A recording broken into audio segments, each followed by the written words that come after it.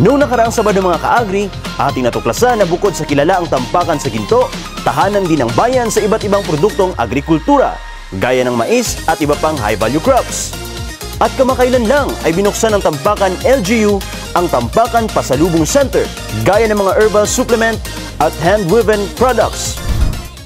At sa ating episode ngayong araw, ang masayang bayan naman ng Surala ang aming pinasyalan at aming nadiskubre na ito ay hitik sa mga produktong agrikultura. Isa sa maipagmamalaki ng Surala ay ang kanilang yumayabong na organic farming industry. Mga ka-agri, patuloy ang pamamayagpag ng Don Bosco Multipurpose Cooperative sa export market dahil noong June 30, muli silang nagluwas ng 13.5 metriko toneladang organic colored rice patungong United Arab Emirates at United States of America. Antabayanan ang buong detalye ng balitang yan mamaya sa ating Agri-Balitaan. Isang araw na punong-puno na naman ng kasaganahan ang ating pagsasamahan. Kaya narito na ang isang oras na programang handog sa inyo ng Department of Agriculture 12 sa pangunguna ni Regional Executive Director Milagros Casis. Sabay-sabay na nating tuklasin at palaganapin ang ganda at sigla ng agrikultura dito sa Agri Tayo Sock Sergeant.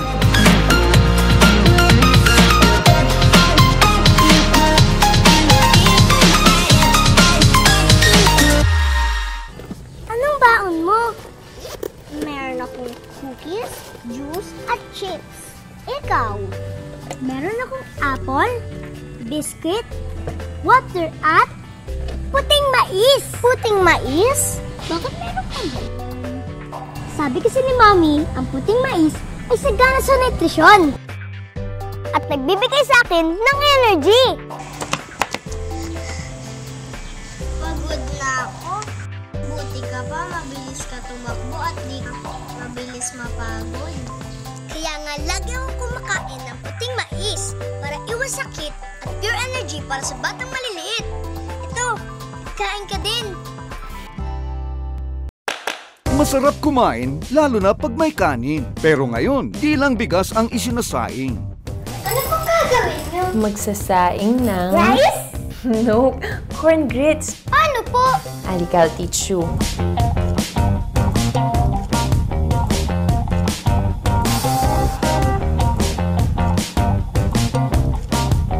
Kain na! Salami dyan! Boy, sarap na? Maisustansya pa! Ang mensahe nito ay hatid sa inyo ng Department of Agriculture. Bakit marami pa rin sa ating mga Pilipino ang may problema sa nutrisyon? Marami mga bata at kababaihan ang anemic. May mga kulang o sobra sa timbang, o kaya'y nababansot. May mga may diabetes, hypertension, sakit sa puso, sakit sa baga, cancer. Laganap pa rin ang malnutrisyon at mga non-communicable diseases sa ating bansa. Ito'y sanhi ng di tamang pagkain, mga gawaing nakapipinsala sa kalusugan at kakulangan ng kaalaman tungkol sa wastong nutrisyon at healthy lifestyle. Upang matugunan ang problemang ito, binuo ng Food and Nutrition Research Institute sa tulong ng Interagency Technical Working Group ang 2012 Nutritional Guidelines for Filipinos. Ito ay inaprubahan ng National Nutrition Council Governing Board. Ang una, kumain ng iba't ibang pagkain upang makuha ang mga sustansyang kailangan ng katawan. Pangalawa, mula pagkasilang ng sanggol hanggang 6 na buwan, gatas ng ina lamang ang ipasuso sa kanya. Mula 6 na buwan, bigyan din siya ng angkop na pagkain habang patuloy ang pagpapasuso para sa tamang paglaki at kalusugan. Pangatlo, kumain ng gulay at prutas araw-araw upang makuha ang mga mahahalagang bitamina, mineral at fiber na kailangan para sa regulation ng body processes. Pang-apat, kumain ng isda, karne, manok, itlog at butong gulay para sa paglaki at sa pagkumpuni ng body tissues. Panlima, uminom ng gatas at kumain ng pagkaing mayaman sa calcium, gaya ng maliliit na isda at shellfish araw-araw para sa matibay na buto at ngipin. Pang-anim, Tiyaking malinis at ligtas ang ating pagkain at tubig para maiwasan ang diarrhea at iba pang mga sakit na dala ng kontaminadong tubig at pagkain. Pampito, gumamit ng iodized salt para iwas sa iodine deficiency disorders. Pangwalo, hinay-hinay sa maaalat, pinirito, mamantika at matatamis na pagkain para iwas sa sakit sa puso. Pangsyam, panatilihin ang tamang timbang, kumain ng tama at mag-ehersisyo para mapangalagaan ang kalusugan at maiwasang tumaba. Pangsampu, maging aktibo, kumain ng wasto, iwasan ng alak at huwag manigarilyo para maiwasan ang lifestyle-related non-communicable diseases. Mahalagang ang mga guidelines na ito ay maibahagi sa mga Pilipino, lalo na sa mga care providers ng tahanan, mga ina, o kung sino man ang namamahala ng pagkain at kalusugan ng pamilya. Para mas tumatak sa isip nating mga Pinoy ang nutritional guidelines, ito ay pinaikli at binansagang 10 Commandments.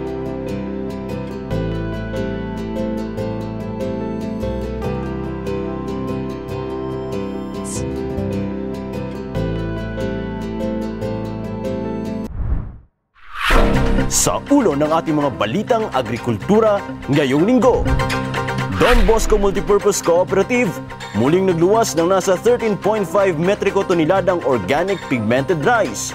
Kung saan-saan ito, alamin. Kauna-unang National Mushroom Summit, tiyak na mas magpapaunad pa sa mushroom industry. Mga magsasaka sa lalawigan ng South Cotabato, masaya sa mga polisiya sa agrikultura na ipinatutupad ng Duterte administration. Libo-libong magsasaka makikinabang sa Production Loan Easy Access Program na inilunsad ng Department of Agriculture. At Secretary Manny Piñol, pinangunahan ang 40th Food and Agriculture Organization Conference kasama ang mga agriculture minister sa buong mundo.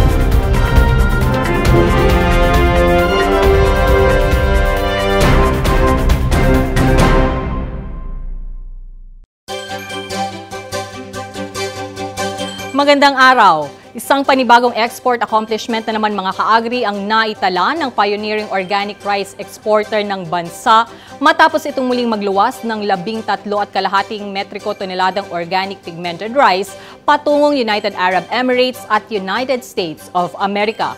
Dahil dito umakyat na sa higit sa 150 metriko toneladang organic rice ang in-export ng kooperatiba patungong iba't ibang bansa simula 2012. Maki Agribalita kay Nelly Escote, Ilanan. Mga kaagri, muling nagpadala ng 13.5 metriko toneladang organic pigmented rice ang Don Bosco Multipurpose Cooperative o Don Bosco MPC patungong United Arab Emirates at Estados Unidos noong June 30, 2017. Ang 10 metriko tonelada ay pinadala sa Dubai habang ang 3.5 metriko toneladang black rice ay patungong US.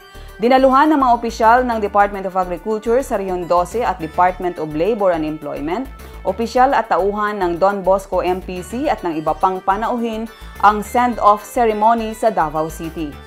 Ang 10 metriko toneladang organic rice ay produkto ng Dubai OFW Entrepreneur Reintegration Program na binuo ni dating DOLE Regional Director Ofelia Domingo. Si Domingo ang kasalukuyang pinuno ng DOLE sa Region 9. So the concept is to integration program na to promote savings kasi po ang ating mga OFW naubos ang pera ko, marami kong sales sa Dubai. 50%, 70% ang sales doon. So, naubos lang ko yung pera nila. Doon, at binabalik, yung kinikita nila doon, ibig na ipadala rito sa Pilipinas, doon nila gastos. Di po ba? So, sila po ngayon, nagkikitain sila, dito meron po investors. At ang investors natin ay OFWs from Dubai. Ang production dito sa Pilipinas, ang marketing and distribution sa Dubai. Kasi kahit po, pero ang product, wala ka namang market, mahirap po, di ba? So, ang mga OFWs natin kikita to investment of 30,000 pesos equivalent to 2,500 dirhams. And you will earn 9,000 in a year. Guaranteed po na lumabos kayo. Lubos naman ang pagpapasalamat ni Don Bosco MPC General Manager Romano Laurilla sa gobyerno at sa lahat ng mga tumulong sa kanila upang maipagpatuloy ang eksportasyon ng organic colored rice. Salamat kay Ma'am Opel dahil sa isang konsepto na maraming pinagdaanan. Pero ngayon po, ito'y mangyayari na at magsisimula. At of course, hindi ito mangyayari kung wala yung tulong, of course, ng Department of Agriculture since then na nagkaroon tayo ng initiative na mag-export. Sabi ko nga, paninindigan na ng Region 12, no? Kasi Region 12 ang parang naturingang organic rice exporter. For all of us, this is a blessing. Ang Don Bosco ay mayroong mahigit sa 500 ektaryang sakahan ng organic black, red, and brown rice sa bayan ng Mlang, Tulunan, Midsaya, President Roxas at lungsod ng Kidapawan sa North Cotabato at bayan ng Surala sa South Cotabato. Pinalalawak din ng Co-op ang operasyon nito sa probinsya ng Sultan Kudarat. Mayroong sertifikasyon mula sa Organic Certifying Center of the Philippines, ang Don Bosco MPC. Sila rin ang kauna-unahang kooperatiba sa Pilipinas na nakatanggap ng sertifikasyon mula sa Certification of Environmental Standards o CERIS mula sa Europe at National Organic Program ng US Department of Agriculture. Sa kabuuan, nakapag-export na ng higit sa 150 metriko toneladang organic black, red, and brown rice ang Don Bosco MPC sa mahigit sa 10 bansa sa buong mundo simula noong 2012. Nag-uulat para sa AgriTayo Soc Sergeant, ako si Nelly Escote Ilana. Sa kaugnay na balita, mga ka-agri, malaki ang naitulong ng Department of Agriculture sa Don Bosco MPC upang sila ay magtagumpay sa export market. Nasa 24 na milyong pisong halaga ng mga pre- at post-harvest machines, rice processing facilities at marketing loan ang nakuha ng kooperatiba mula sa ahensya. Ano-anong mga intervention pa kaya ang iginawad ng DA sa Don Bosco MPC? Ating isa-isahin sa Agribalita ni Lito Mariano Salvo. Mga ka-agri, malaki ang naging papel ng Department of Agriculture sa tagumpay ng Don Bosco Multipurpose Cooperative sa export market. Ito ay dahil sa higit sa 27 milyong pisong halaga ng mga interbensyon ang iginawad sa kooperatiba para mairaos ang export program ng Pilipinas. Ayon kay DA12 Regional Executive Director Milagros Casis, nakapagbigay ang DA12 ng double chamber, vacuum packing machine, seed trading center, rice transplanter, seed cleaner at rice color sorter na nagkakahalaga ng 3 milyong piso sa Don Bosco MPC noong 2012. Dagdag pa rito ang isang unit ng rice combine harvester noong 2016 na nasa 1,900,000 piso ang halaga. Sa pagupo ni Agriculture Secretary Manny Piñol sa DA, ginawad nito ang nasa 22 milyong pisong halaga ng karagdagang proyekto. Kabilang sa nasabing halaga ang 5 milyong pisong marketing loan mula sa Agricultural Credit Policy Council. Idinownload naman ang higit sa 17 milyong piso sa lokal na pamahalaan ng Mlang na nakalaan para sa dagdag na kagamitan at pagpapatayo ng warehouse para sa Don Bosco MPC. Sa send-off ceremony sa Davao City, pinahayag ni Director Casis ang kasiyahan nito dahil sa patuloy na pamamayagpag ng kooperatiba sa pag-i-export ng organic pigmented rice. Ang Department of Agriculture is very happy for this another breakthrough sa buhay ng Department of Agriculture. ang commitment po ng Department of Agriculture ay tuloy-tuloy po ang partnership with us.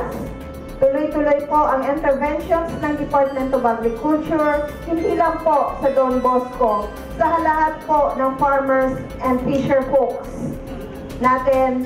Kailangan po natin ang intervention, kailangan po nating tulungan in order for us to attain the food sufficiency na mandate po ng Department of Agriculture from the President po, Rodrigo Roa Duterte.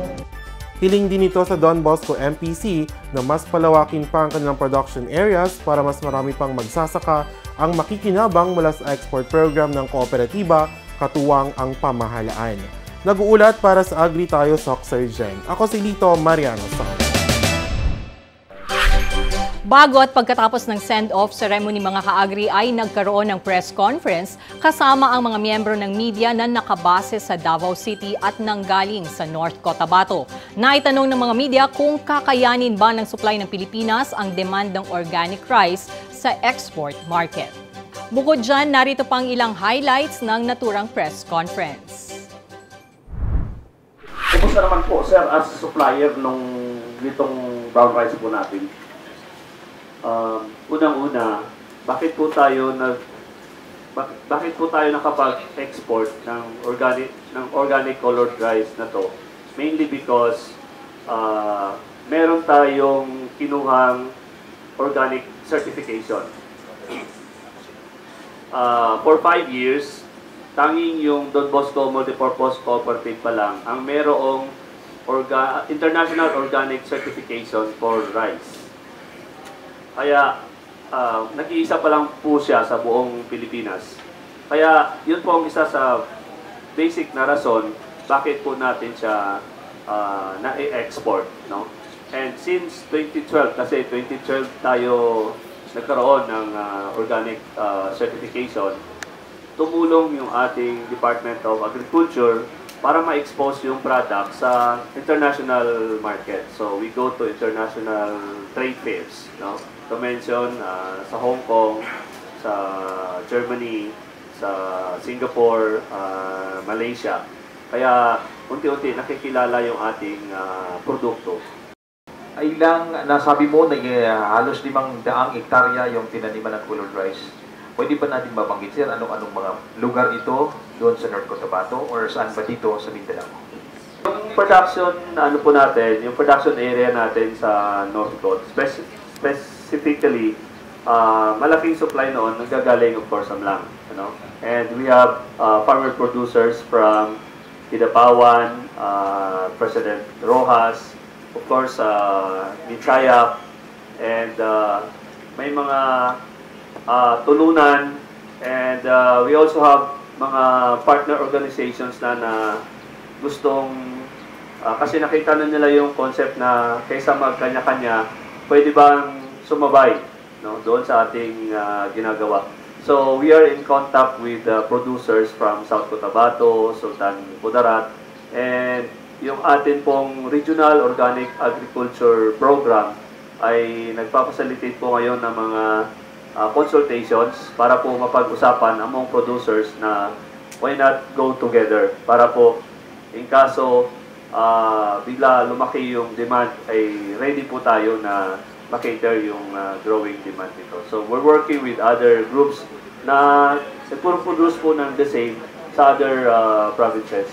So especially sa Soc-Sargen area. At sumainyo ang unang bahagi ng ating mga balita sa aming pagbabalik. Kauna-unahang National Mushroom Summit tiyak na mas magpapasigla sa mushroom industry. Mga magsasaka sa South Cotabato, kontento sa mga pulisiya sa agrikultura ng Duterte administration.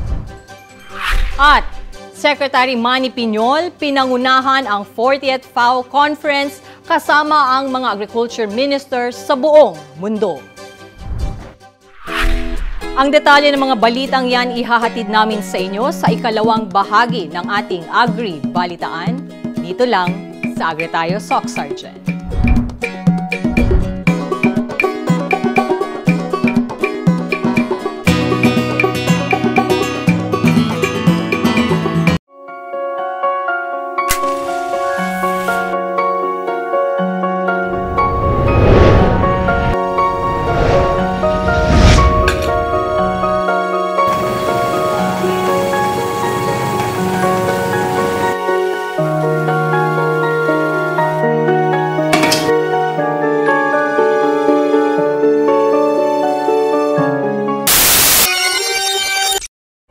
Sa isang araw, ang bawat Pilipino ay nagsasayang ng 2 kutsarang kanin.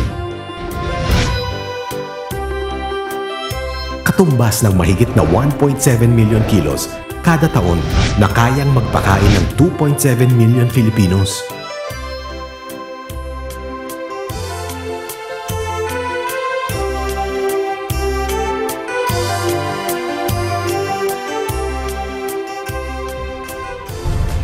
Palay, bigas, kanin. Huwag sayangin. Ang mensaheng ito ay hatid sa inyo ng Department of Agriculture. Discover the champion's secret nutrition. White corn. Siksik sa protein at vitamins. Sagana sa carbohydrates at minerals. May sarap sustansya para sa atleta. For game time energy. For game-long stamina. Winner! White corn. Champions in nutrition. Mag-White corn. Champion energy and stamina para sa atleta. At para sa iyo.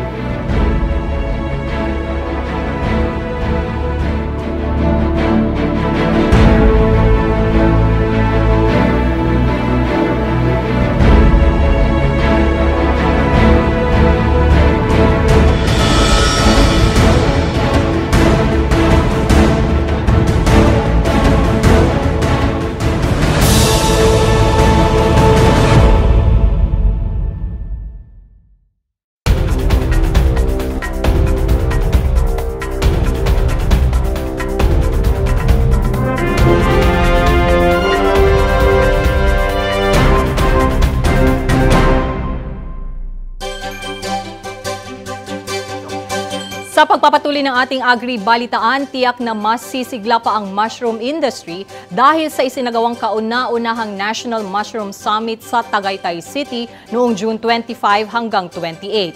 Dito ay nagtipon-tipon ang mga mushroom grower at stakeholders mula sa iba't ibang panig ng bansa.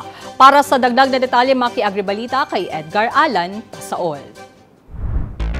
Matagumpay na isinagawa ng Department of Agriculture, Bureau of Plant Industry ang 2 araw na National Mushroom Summit sa Tagaytay City nitong July 27 and 28, 2017 kung saan daan-daan ang lumahok at naging saksi sa pagbubukas ng nasabing okasyon. Sa temang kabutihan para sa maunlad at malusog na pamayanan, dumalo ang mga negosyante, mga growers at mga interesadong personalidad upang malaman ang mga makabagong pamamaraan sa pagpapatubo at technology updates tungkol sa industriya ng kabute sa bansa. Isa rin itong pagkakataon upang magkaroon ng market matching, matutunan ang tamang packaging at financing ng kanilang mga produkto. Binigyang diin ni DA-USEC Evelyn Lavinia na kumakatawan kay Secretary Manny Piñol ang pangako ni Pangulong Rodrigo Roa Duterte na magbigay ng sapat at abot-kayang pagkain para sa mamamayang Pilipino. Sinabi ni Lavinia na siya ring Undersecretary ng High Value Crops at Rural Credit, ang departamento ay walang pagod na nagtatrabaho araw at gabi upang matulungang maiangat ang antas ng pamumuhay ng mga magsasaka at mangingisda sa bansa.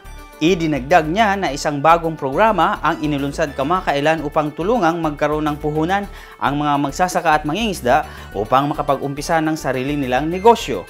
Ang Production Loan Easy Access o PLEA program ay isang programang pautang na konsepto mismo ni Secretary Piñol na may maximum loanable amount na 50,000 pesos at may flexible payment terms depende sa proyekto at may mababang 6% na interest kada taon. Lubos naman ang pasasalamat ng mga kalahok sa kanilang natutunan na mga impormasyon tungkol sa pagpapatubo ng kabute, lalong-lalo na sa ipatutupad na financing scheme ng gobyerno. Ito ay isang malaking tulong anila, lalo na sa mga nag-uumpisa pa lang sa pagninegosyo. Nag-uulat para sa Agri Tayo Stock Sergeant. Ako si Edgar Alan Pasaod. Sa iba pang balita, masaya ang mga magsasaka sa lalawigan ng South Cotabato dahil sa mga pulisiya sa agrikulturang sinusunod at ipinatutupad ng Duterte administration. Ayon sa mga ito, malaki ang magiging pakinabang ng mga magsasaka sa mga pulisiyang ito, lalong-lalo na ang no importation policy sa panahon na kung saan harvest season sa Pilipinas. Maki-agribalita kay Carl Ulysses Aguilion. Nagpahayag ng mga positibong saloobin ang mga magsasaka sa lalawigan ng South Cotabato sa mga pulisiya at programa ni Pangulong Rodrigo Duterte at Secretary Emmanuel Piñol sa agrikultura. Isa sa kanila ay si John Dormitorio na siyang General Manager ng binhian sa Timog Cotabato Multipurpose Agricultural Cooperative o Bentico MPAC. At least almost 1 year nang hindi man nato na masiling ara na ginatanan ng ang ato ni expectation sa iya, pero at least ang track lamin na sa iya nga mga sekretary, mga sekretary Piñol, ang track nga ginasubay para nasa diretso man. Aminado rin ito na makakatulong sa mga samahan ng mga magsasaka ang pagtanggal ng Department of Agriculture sa ngayon ng counterparting scheme sa pag-avail ng mga makinaryang pambukid. At least ang ginatawag na counterpart sa karon ti daw savings na sang ko, at least kuan pa na namon mapadlagan pa na namon lain sa unang may 15% ka nga yata, 25% sang sales na. Pinuri naman ni Dormitorio ang no importation policy ng kasalukuyang administrasyon. Pero umayo ang track nga ginapakuan sa agrikultura. Kinakita naton sang nagligad nga mga binulan, magsiling sila nga ma-import sila sa bugas kay makulang ko ng bugas. Hindi pala nga nagsiling to si Presidente kag si Sekretary nga hindi anay kay may harvest pa man. Yung nabuligan ng farmers kay tugon nga ay nagbagsak ang presyo mo. Kaya sa subong ayo ang presyo nila. Sa bayan naman ng Banga, laking tuwa ni Clarito Silagan, isang opisyal ng barangay at leader ng mga magsasaka, nang malaman ito ang bagong programa kagaya ng Production Loan Easy Access o PLEA program. Anya, malaki ang problema ng mga magsasaka kapag may kakulangan sa financing. Kaya dako gyud ang problema ang kakulangan sa financing kaya yung iban utang sa traders. Higot sila sa traders, hindi sila makahalin gid sa traders. Kaya kapag mayroong pautang ang pamahalaan na kagaya nito, ay tiyak na hindi na sila magdedepende pa sa mga traders. Dako ang advantage kay at least kung hindi na kami higot sa traders, makapagusto na kami deliver sa amon produkto, kundi itong mas mahal dito kami.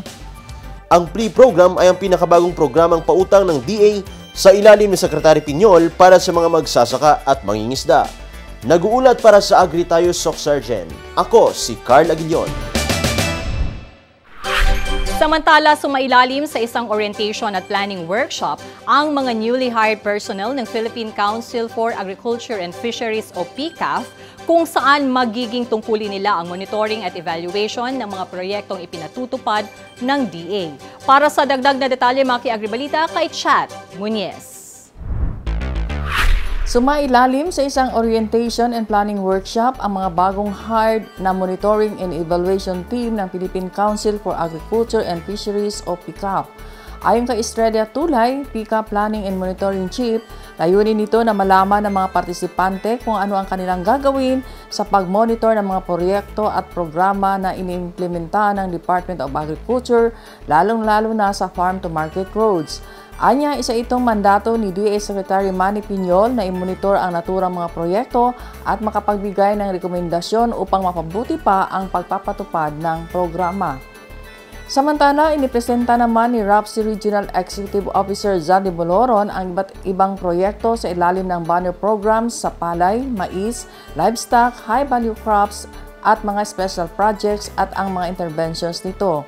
Hinikayat naman ni RAPSI 12 Chairman Junicio Bautista ang mga bagong hired na monitoring team na bigyang puso ang trabaho at i-report ang dapat na i-report kung may pagkukulang ba sa pag-implementa ng proyekto.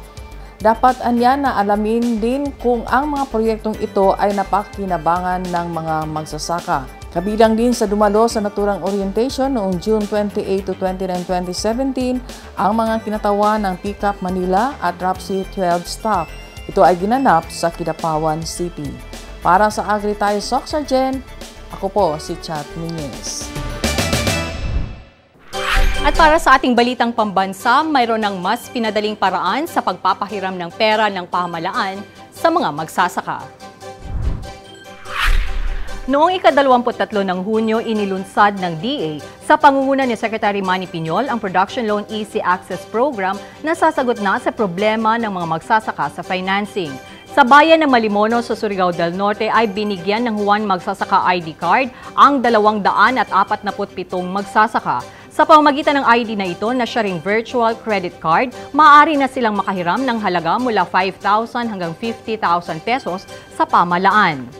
Inihayag ng kalihim na sa pamamagitan ng programang ito na siya rin ang bumuo, mabibigyang solusyon na rin ang matagal ng problema ng mga magsasaka na kawalan ng abot kaya at madali ang financing program ng pamahalaan.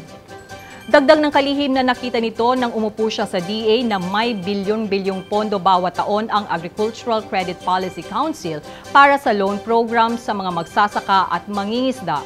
Ngunit wala itong mandato na direktang magre-release ng pondo kung kaya't idinadaan ang loan program sa mga conduits kagaya na lamang ng Land Bank at mga Rural Bank na may mga rekomendasyon. Sa kaugnay na balita, nakakuha na kaagad ng suporta ang PLEA program sa Senado para sa 50 billion portfolio nito sa susunod na taon. Sila ay sina Senate President Aquilino Coco Pimentel III at ang Chair ng Senate Finance Committee na si Senadora Loren Legarda. Sa Facebook post ni Secretary Manny Piñol, kinumpirma nito na nakipag-usap siya sa dalawang lider at nagpakita ang mga ito ng suporta upang magkaroon ng mas malaking pondo pa para sa implementasyon ng nasabing programa. At para sa ating international news, sa kauna-unahang pagkakataon sa kasaysayan ng United Nations Food and Agriculture Organization o UNFAO, nagsilbing chairperson ang Pilipinas sa ika-40 sesyon sa Rome, Italy na nagbukas noong July 3.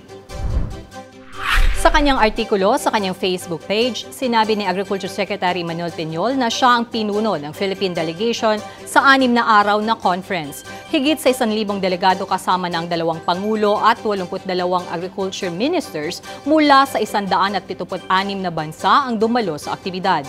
Ayon kay Secretary Piñol, isang moment of pride para sa kanyang pangunahan ang naturang conference kasama ang mga world leader para pag-usapan ang mga hakbang upang mapakain ang mga nagugutom sa buong mundo at kung papaano maiaahon ang mahihirap mula sa kahirapan.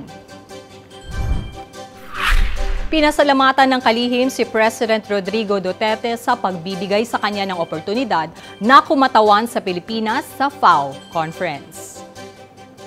At sumayin niyo ang mga balitang agrikultura ngayong linggo. Diyan lamang kayo mga ka-agri dahil magbabalik pa ang Agri Tayo Soxargen.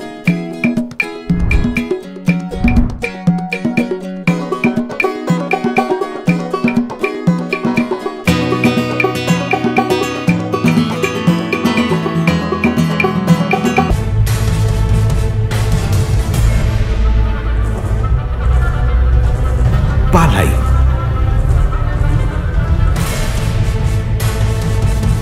bigas, kanin,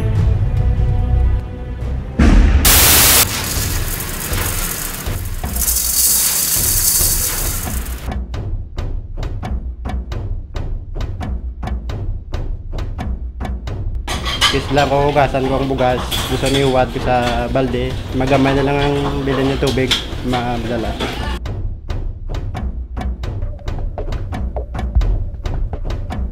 Chena bes manada kanon eltan sayang kay takema di takedalang tustus. Ta pwede obserba ng mga okasyon, chena kita, nada hente ta saka manada kumida specialmente con el canon. Sobra aton nga panguwa, kagis busog na kita be, mga bay ano naton. Takaw-takaw na kami sa mata, pero ang amon na appetite full na. Wala ginaubos, tapos ginaboy lang dayon. In magbayo, di ta masiguro in way roon maasag. Sa ang kanda suway, amin biyak sa natur in magbabayo.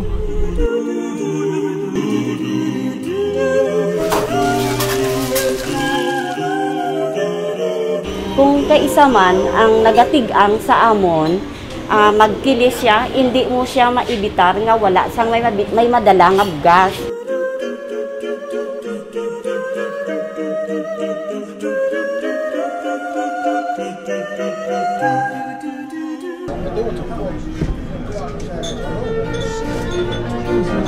Palay, bigas, kanin. Huwag sayangin. Ang mensaheng ito ay hatid sa inyo ng Department of Agriculture.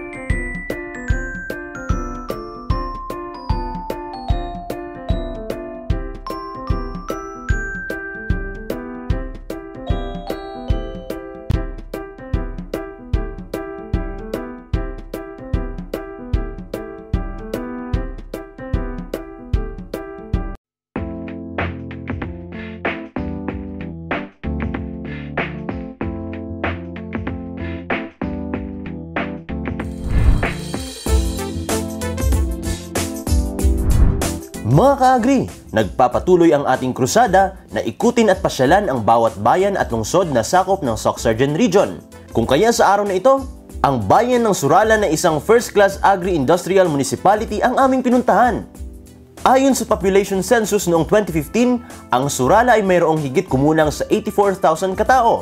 Makikita ang bayan ng Surala sa gitna ng mga bayan ng Banga at ng Santo Niño sa lalawigan ng South Cotabato. Dahil isa itong agricultural municipality, nasa 17,000 hektarya ang kabuuang lawak ng sakahan nito at itinuturing ng mga pangunahing produktong pang-agrikultura ng Surala ang mais, palay, niyog, saging at kamoting kahoy. Ang 5 major commodities natin ay corn na may 9,406 hectares, rice may 4,379 hectares, coconut 1,778 hectares, banana is 1,030 hectares and cassava 877 hectares.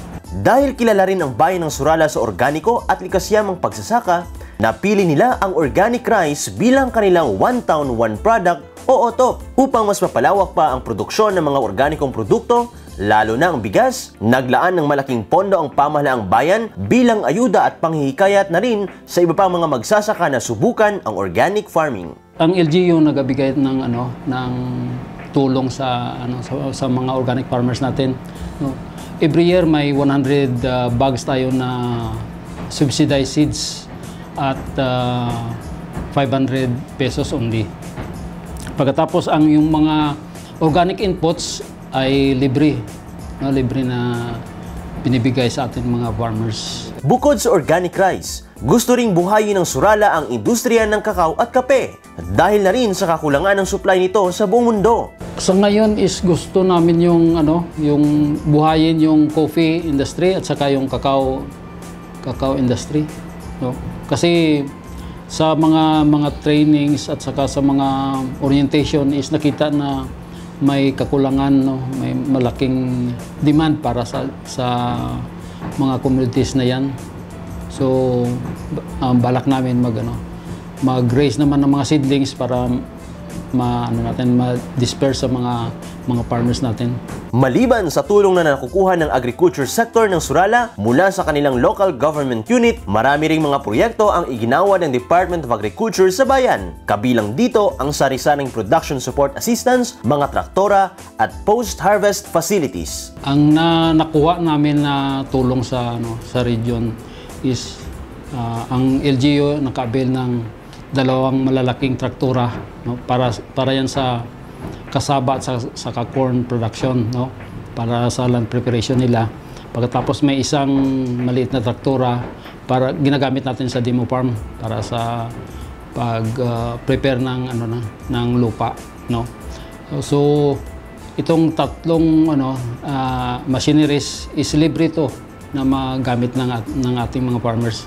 Ang ginagawa ng farmers, ang gagawin lang ng farmers is magpasa sila ng request. Pagkatapos ma-validate ng ating technician, go na kung makapasa sa criteria. So itong mga farmers natin na binibigyan ng tulong, ito yung mga marginal na farmers, yung hindi maka-afford ng kung mahirapan sila mag-hire ng mga machineries para sa kanilang farm.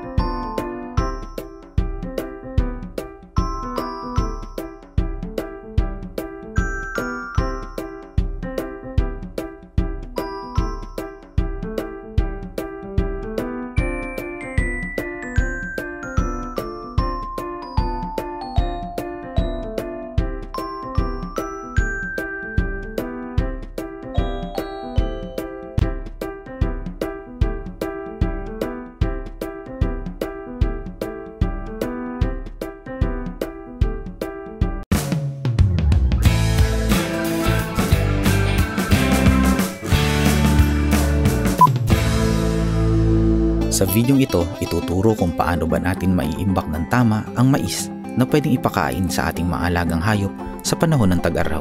Yung problema namin dito, kuminsan yung pagkain ng kalabaw. Kasi yung mga tanim namin na kuminsan nagagahol, lalo kung tag-araw.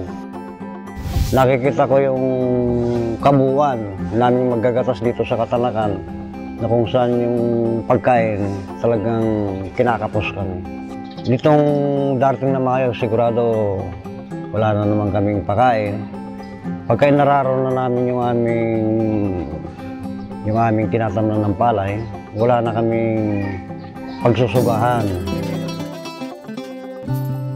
Tuwing sasapit ang tag-araw, laging nararanasan ang suliranin sa pagpapakain ng kalabaw.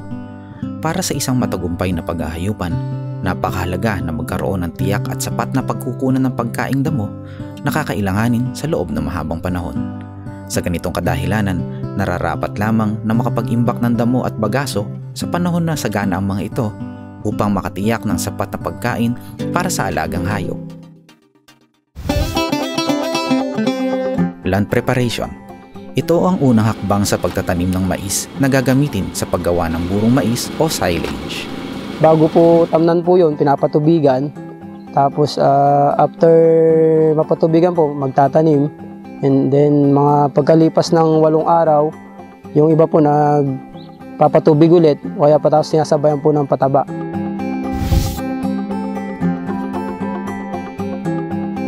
Sa isang hektarya, ang pumapasok na buto ng mais na binhi ay nasa 2 bags, mga nasa 70 to 80,000 kernels po buto.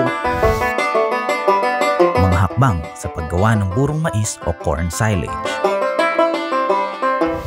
Ihanda ang mga kagamitan tulad ng forage chopper, traktor na gagamiting panghakot, plastic bag na paglalagyan, timbangan, at vacuum na panghigop ng hangin.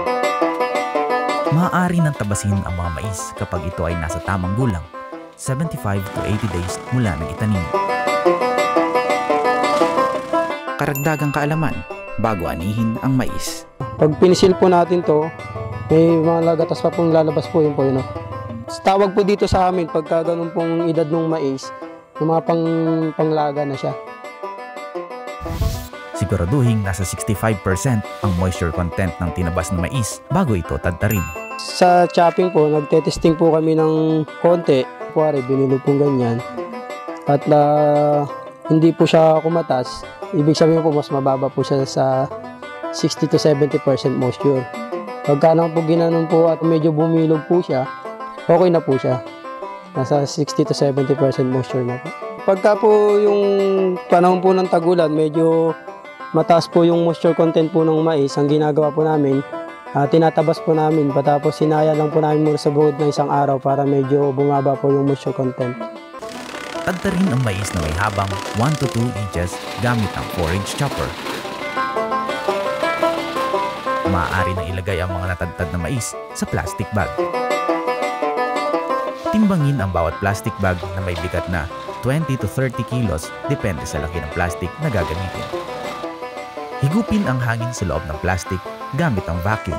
Importanteng matanggal ang hangin o oxygen sa loob ng plastic upang mabuo ang lactic acid na siyang pangunahing sangkap sa pagbuburo ng mais. Saraduhang mabuti ang plastic at siguraduhin walang butas. Maaaring mapanis o masira ang burong mais kung ang plastic na paglalagyan ay mayroong butas. Iimbak ng maayos sa isang malinis na lugar. Pagkaraan ng 3 linggo, maaari na ipakain ang mga burong mais sa mga alagang hayop. Kapag binuksan ang isang bag ng burong mais, mainam na ito ay ubusin ng mga alagang hayop. Pagka po nabuksan na po ito at may natira po, takpan lang yung maiiwan, isisid lang din. Kung meron po siyang asin, pwede pong dagdagan ng asin para ma-preserve po yung mais. Dito sa Philippine Carabao Center, meron ho tayong proseso na tinatawag ay pagbuburo, na kung saan ay nakakapagbigay ng sapat na sustansya para sa ating mga alagang kalabaw. Ang Technomart for Corn Silage ay proyekto ng PCC at Picard para tulungan ang mga magsasaka hindi lamang sa pagpapakain ng mga alagang hayop, gayon din ang dagdag ng pagkakakitaan sa paggawa ng burong mais o corn silage. Sa mga kasama magsasaka, napakagandang teknolohiya dahil pwede nating gawin lalong-lalo na tag-ulan dahil maraming available na damo sa paligid na hindi naman natin i-utilize lahat. Ngayon, pag naburo natin ito, meron tayong pampakain pagdating ng tag-araw. Sa patuloy na pagsulong ng pambansang programa sa pagpapaunlad ng lahi ng kalabaw, nananatiling kaakibat nito ang kahalagahan ng sapat na kalaman sa wastong pagpapakain ng kalabaw upang makamtan ang mataas na ani ng gatas at karne na inaasahang makakatulong na malaki sa pag-angat ng antas ng kabuhayan ng magsasakang Pilipino.